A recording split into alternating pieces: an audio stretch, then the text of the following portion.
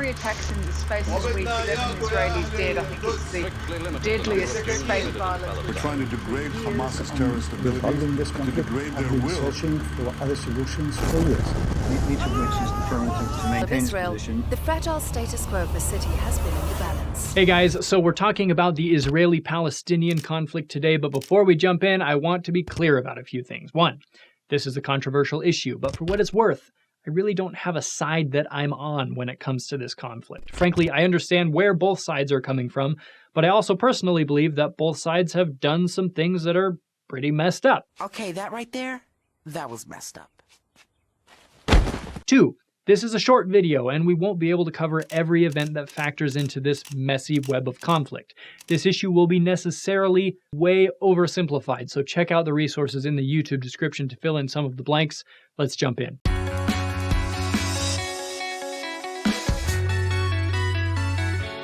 While there has been at least a small Jewish presence in the Palestine region since ancient times, over the centuries many Jews were scattered into other regions of the world. But in the decades preceding World War I, a movement began among Jews known as Zionism. Zionism was all about Jews returning to their ancestral homeland, Israel, and establishing an independent Jewish state. Remember, the last time the Jews had been an independent nation was after the Maccabean Revolt in 167 BC. By World War I, tens of thousands of Jews had immigrated to the Palestine region. Before World War I, the Palestine region was part of the Ottoman Empire until the British took control in 1917 during the war.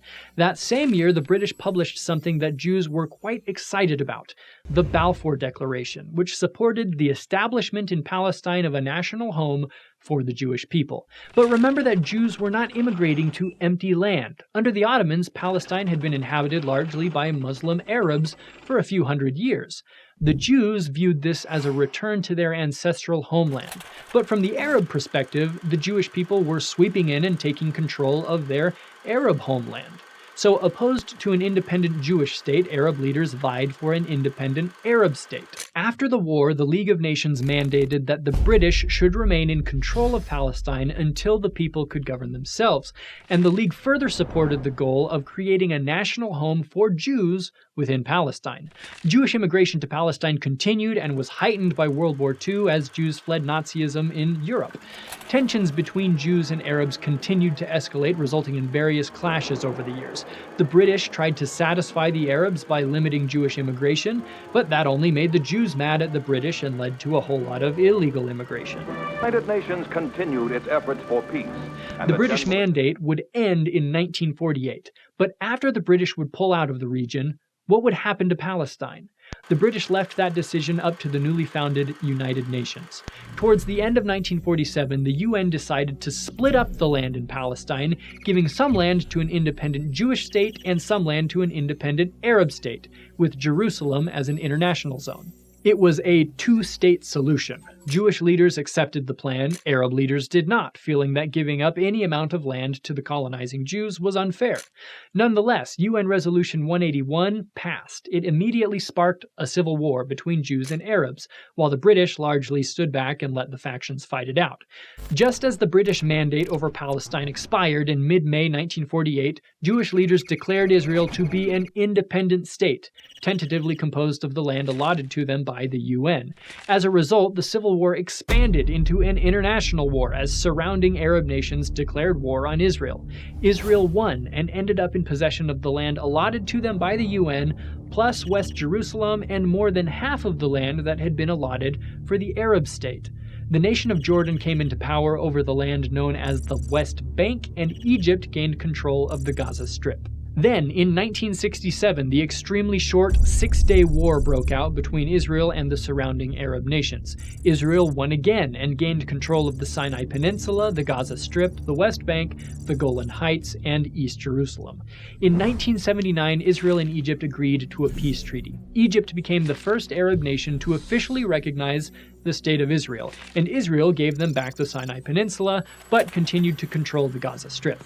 In 2005, Israel pulled all of its citizens and military out of the Gaza Strip, but retained control of the Strip's borders and airspace. The Strip came under the control of a Palestinian political party known as Hamas. Various nations recognize Hamas as a terrorist organization, while some others do not.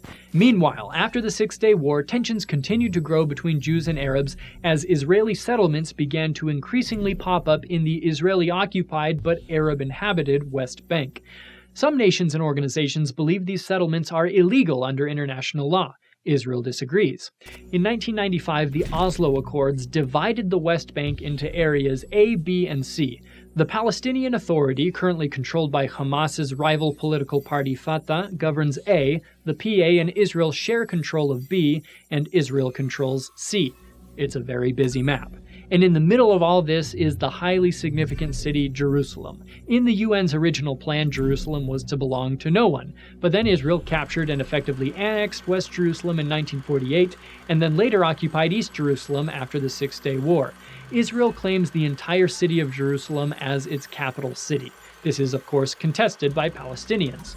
Long story short, there are about 1 million different influencing factors that are all playing a part in the Israeli-Palestinian conflict. There have been wars and countless clashes, hundreds of thousands of refugees, Palestinian uprisings or intifadas, and heavy-handed Israeli oversight. When you dive into both sides, you'll find an almost endless cycle of, well, we did this because you did that, but we did that because you did this, etc. There's a whole lot of history and nuance embedded in almost every aspect of this topic, and please note that not all Israelis are Jews, and not all Palestinians are Muslim. While religion is one of many influencing factors in this conflict, generally speaking, it's more about who has the right to control what. And there are both good and bad people on both sides. If you want to learn more, check out the resources in the YouTube description and talk with your Israeli and Palestinian friends. Have a great day.